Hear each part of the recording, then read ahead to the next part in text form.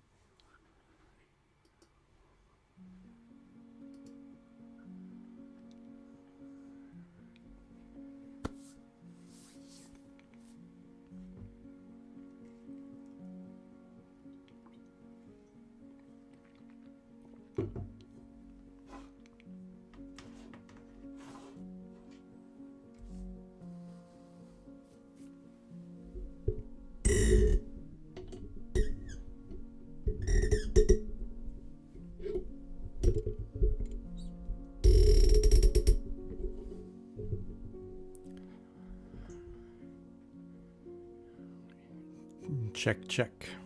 Check, 1, 2, 3.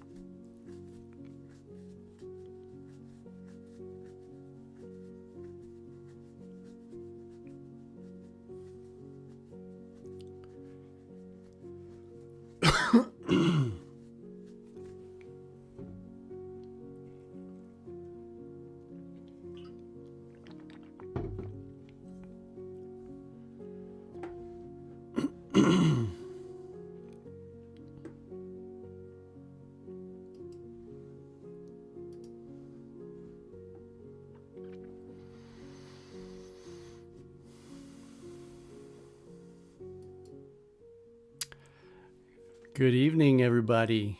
So good to have you here.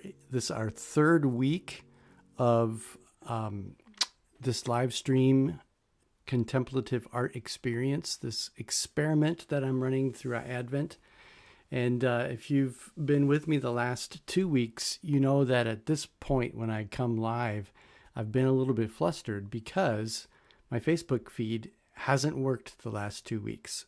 Well, it's appropriate that this is our week where we're celebrating and contemplating joy because my Facebook feed works tonight. So welcome to those of you who are on Facebook with me.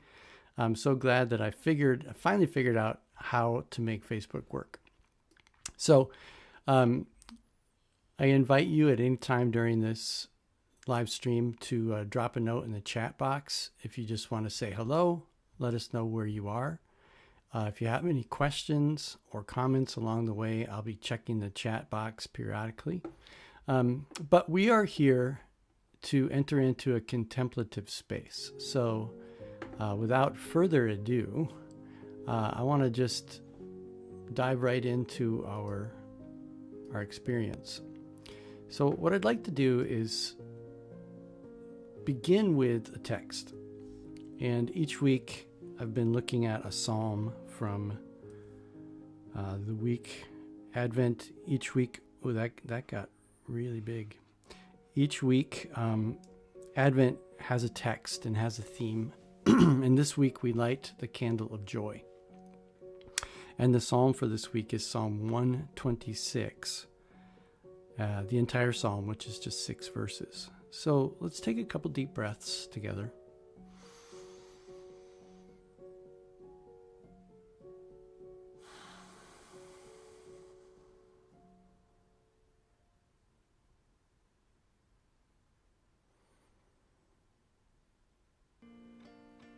Before I read the psalm, just want to let you know I've been reading a great book by one of my colleagues at Luther Seminary named Andy Root. And he's written. His most recent book is called The Church in an Age of Secular Mysticisms. And it's a really good book. It's very academic, but very interesting. And one of the things that he talks about is how, mysticism or spiritualities are very popular in our world today, in this secular age that we're in. And yet they are, interestingly enough, they're spiritualities without the concept of God. The modern world that we live in, the furthest we can go is ourself. And like everything happens within ourself and for ourself. And so spirituality, which is supposed to be an attempt towards transcendence, ends up circling back on self. And he makes the really important point that spirituality, from a Christian perspective, is trying to get beyond self and tap into the reality of the transcendent, of the divine. And I just want you to know that when I use the word contemplative, that's the spirit in which I use it. That we breathe deeply, we sink down, not so that we can get more in touch with ourself, but so that we can hopefully get the distractions of the world away from us and get calm enough to actually hear the voice of God, who is other than us, who breaks in to our world. And that's why I like to begin with Scripture, because Scripture is outside of us. It is the voice of God. It is the voice of an ancient prophet and poet who speaks into our life today. So here is, let me turn my music down a little bit more. And so I'll turn that up when I start drawing. But here is the text. When the Lord restored the fortunes of Zion, we were like those who dream. Then our mouth was filled with laughter, and our tongue with shouts of joy. Then it was said among the nations, the Lord has done great things for them. The Lord has done great things for us, and we rejoiced. Restore our fortunes, O Lord, like the watercourses in the Negev. May those who sow in tears reap with shouts of joy. Those who go out weeping, bearing the seed for sowing, shall come home with shouts of joy, carrying their sheaves. I wonder, as you look at those words and hear those words, meditate on them, I wonder what jumps out at you. I invite you to share in the chat what's jumping out at you. I'm gonna begin my contemplative practice by taking just observing a couple things. One of the things that I notice about this text is that this first section right here seems to be a past tense, where the author, so first of all, this is a psalm of ascent. It was one of the psalms that the people of Israel would sing as they were making their pilgrimage toward the temple. And so the first part of this psalm seems to be looking backward and remembering when the Lord restored the fortunes of Zion in the past. When that happened, we were like those who dream. And I always wonder what kind of dream that is. So in a sense, I'm going to be creating a visual dream with the drawing I do tonight. Then, when this happened, our mouth was filled with laughter, and our tongue with shouts of joy. And there it is. There's the theme for tonight, joy. Then it was said among the nations, the Lord has done great things for them. The Lord has done great things for us. And we, once again, rejoiced. And then we have this break. And it seems like the last three verses, the tense changes. And it says, restore our fortunes, O Lord. And it seems to me that this is now moving towards a request. Right? We move from a remembering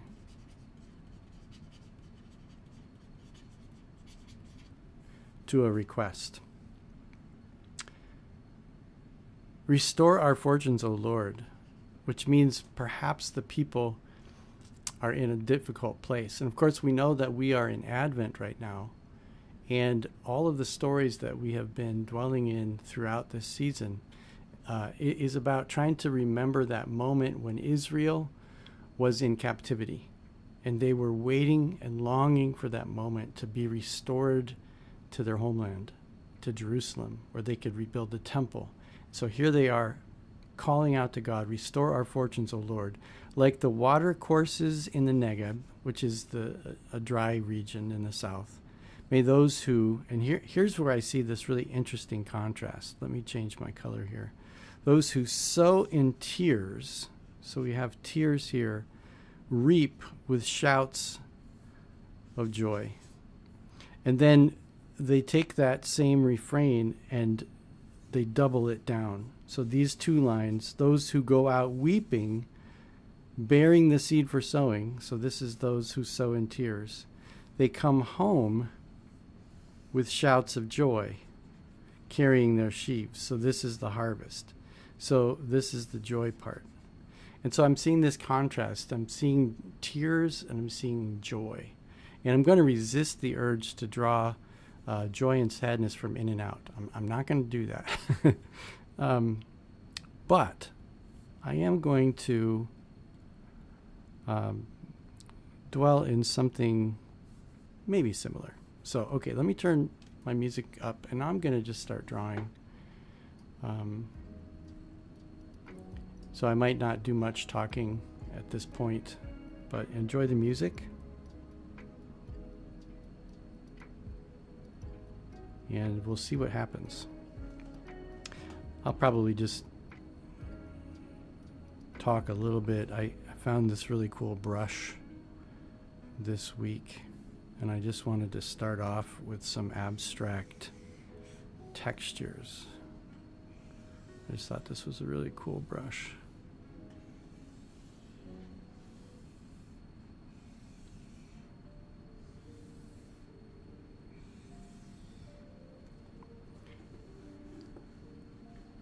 So let me know. Let me see here. Just want to make sure my music is at an okay level. I think I can turn it up a little bit.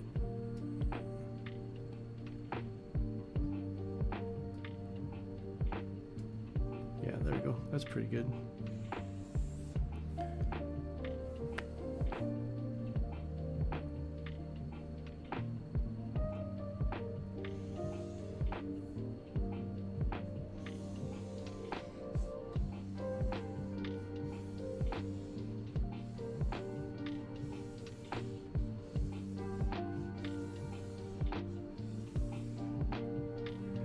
I like having the warm oranges poking through just a little bit of these cool blues. It's just a really neat texture. I just need to cover that up just a little bit. Okay.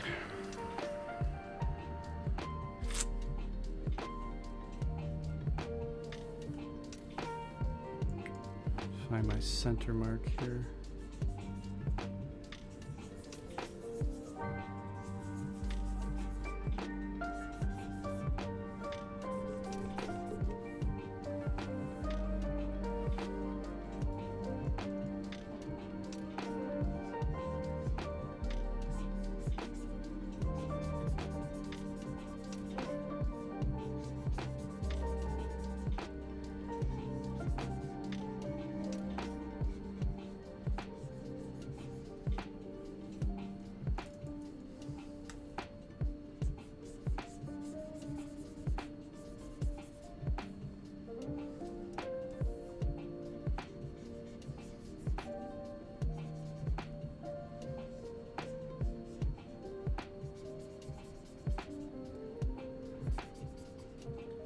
Cindy, I just want to acknowledge that I saw your chat. Thanks for being here tonight. I hope you find this to be relaxing and helpful.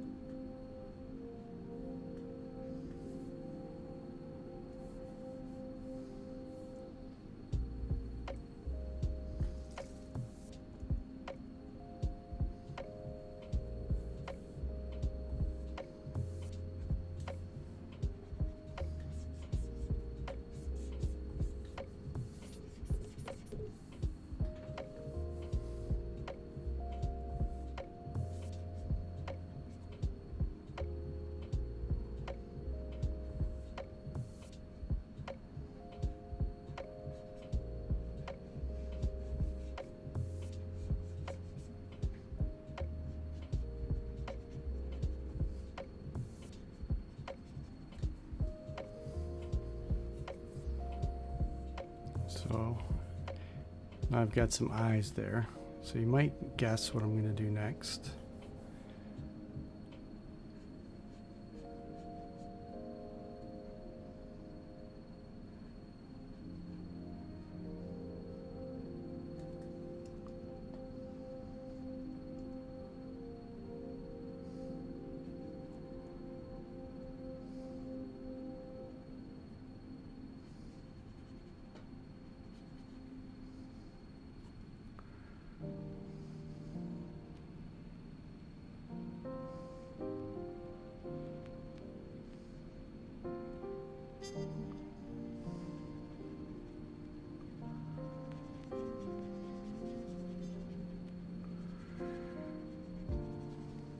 One of the things that I found interesting about the text for this week was that it begins with tears. Those who sow in tears will reap with joy.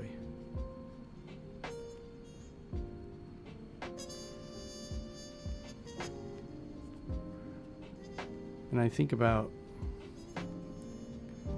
one of the things I like about Advent is that it allows us to feel the emotions,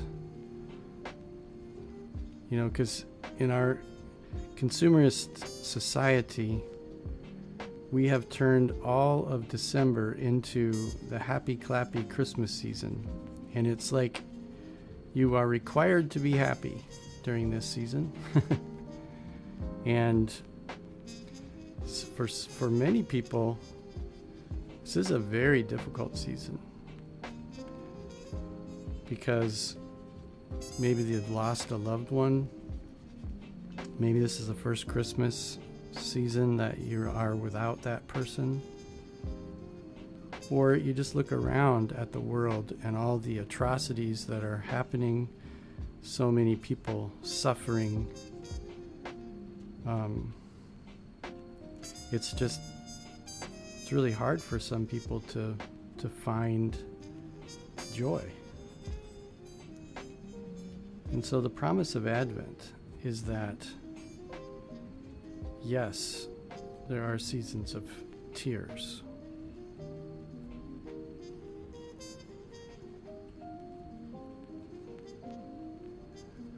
But joy comes in the morning. So let's see. Let's make these little teardrops splash. So these little teardrops, it's kind of cool.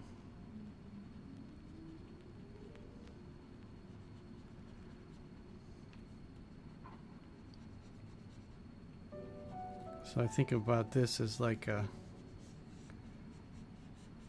it's dropping on the ground, and then it says that they become seeds, or it doesn't say they become seeds, but I imagine that it says they sow in tears. So I imagine that these teardrops are kind of becoming seeds as they're falling down. I'm going to drop those in to the ground.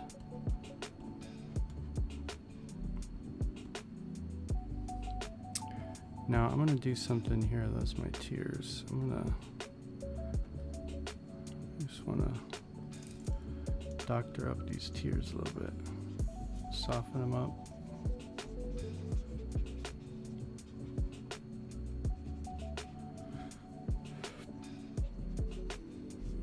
It's kind of cool. Just using my airbrush to soften those up. And then I'm going to duplicate that one, bring this opacity down, turn this into an overlay, and then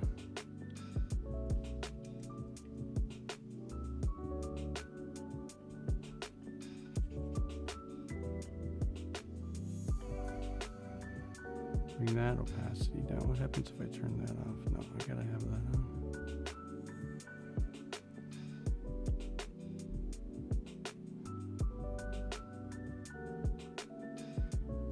There we go. And that is overlay. Actually, I think I can make that one normal.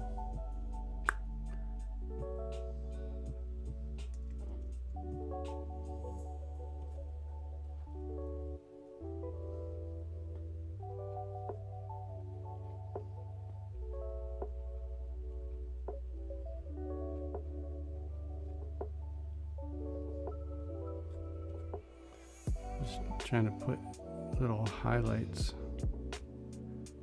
in the water and tears.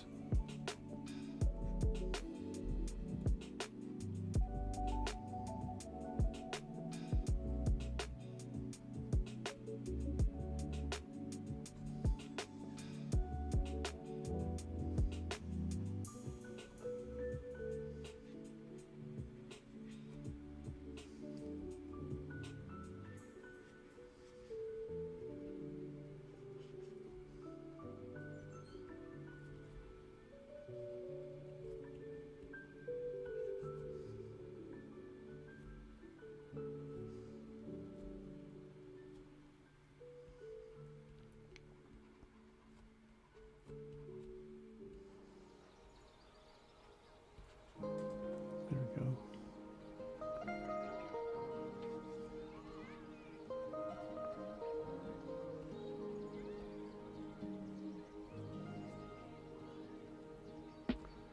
I'm gonna do one more layer and call this one's going to be a multiply. If I use my airbrush,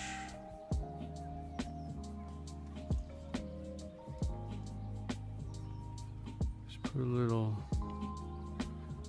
shading in the tears.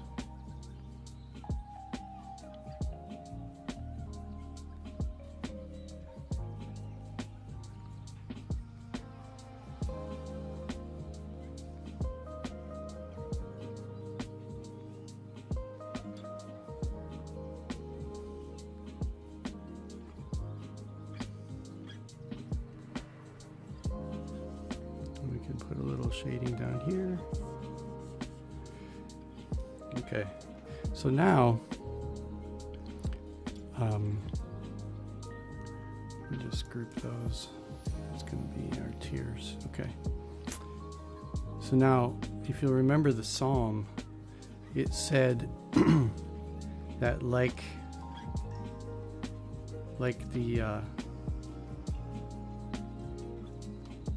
the water course in the Negev.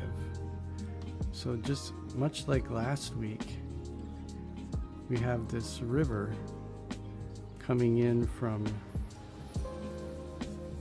out in the wilderness. So let's bring a river in.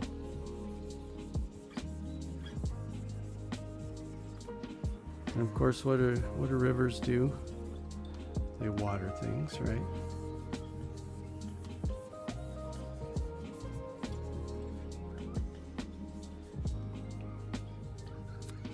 Let's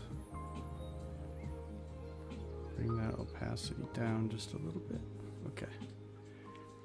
And I think I'm going to just put a little indication of maybe like mountains in the background.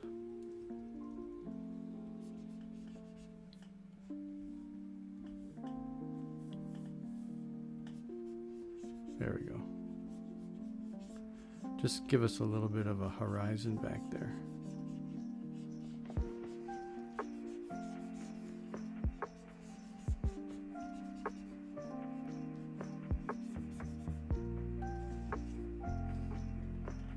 All right, now, what happens when we sow in tears? What happens next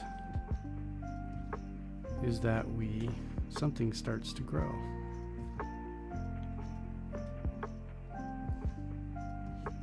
So I'm going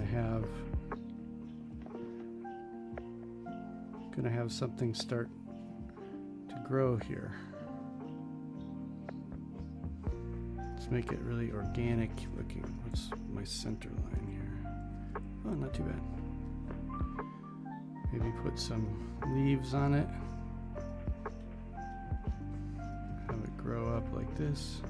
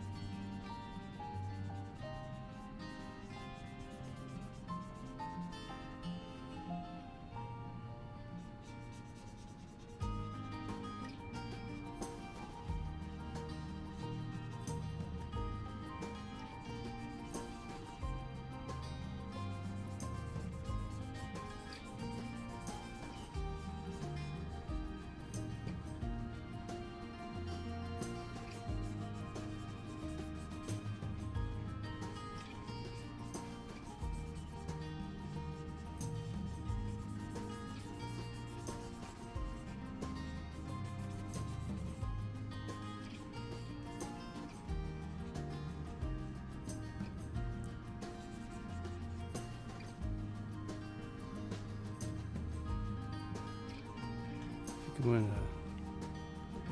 to make some some vines kind of growing around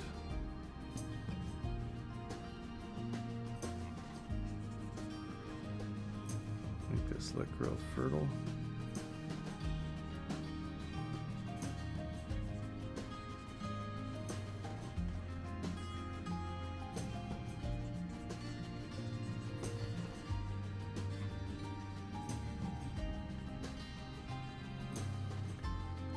Maybe let's make some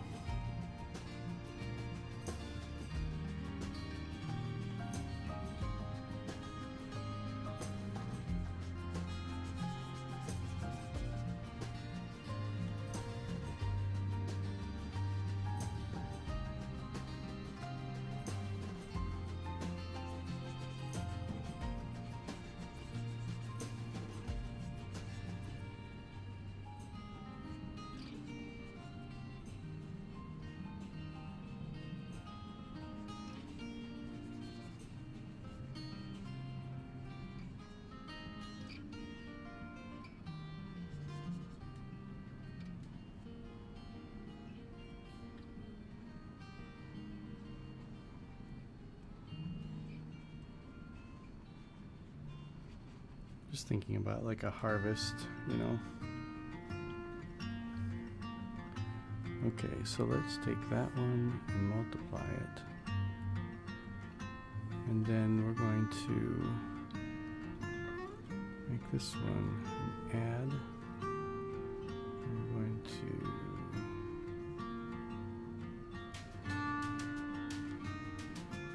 give it a nice glow.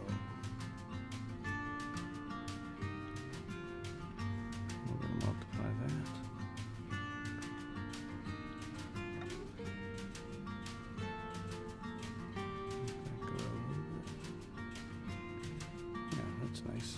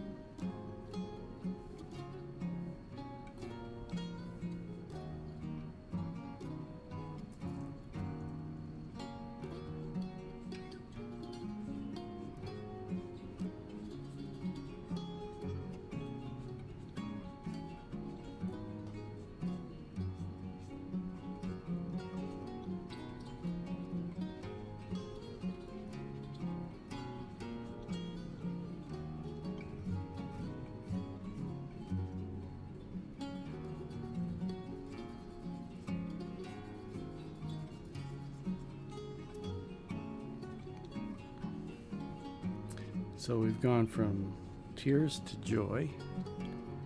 And I want to do one more thing.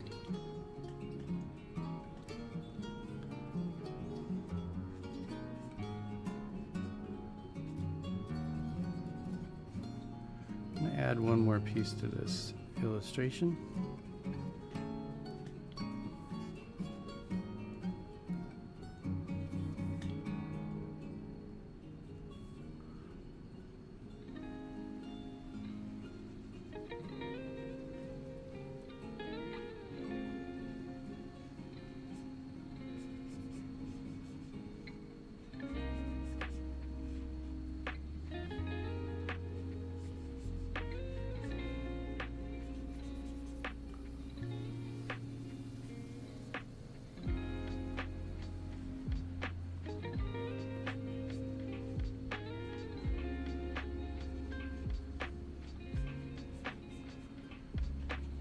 I want to remind us of something, that the source of our joy and what Advent is looking for is what was born in that manger. Not born in the manger, but laid in the manger.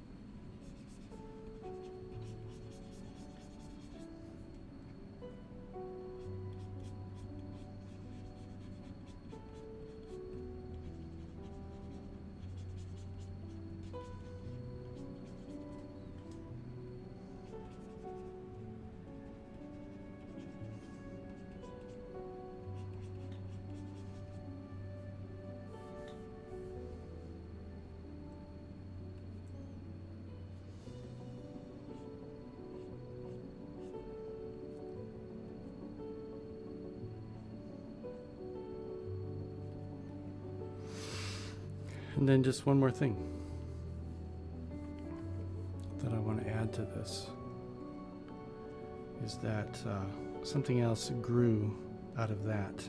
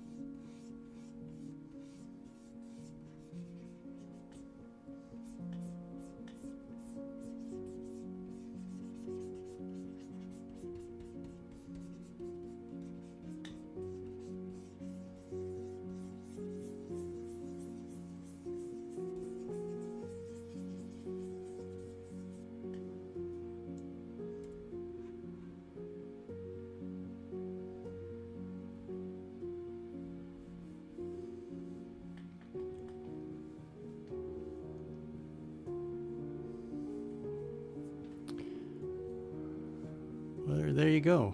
I've got, if we come back to our text, let me put that on the way on top. That's not my text. Where's my text? Oh, there it is.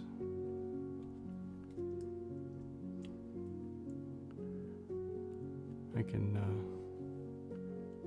fill this with blue. When the Lord restored the fortunes of Zion, we were like those who dream. Then our mouth was filled with laughter, and our tongue with shouts of joy. Then it was said among the nations, the Lord has done great things for them. The Lord has done great things for us, and we rejoiced. Restore our fortunes, O Lord, like the watercourses in the Negeb. May those who sow in tears reap with shouts of joy. Those who go out weeping, bearing the seed for sowing, shall come home with shouts of joy, carrying their sheaves.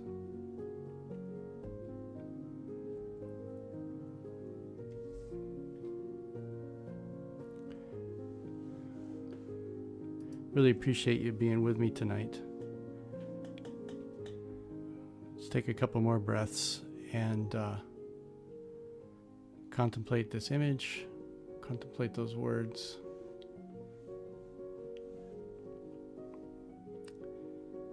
We'll see you next time.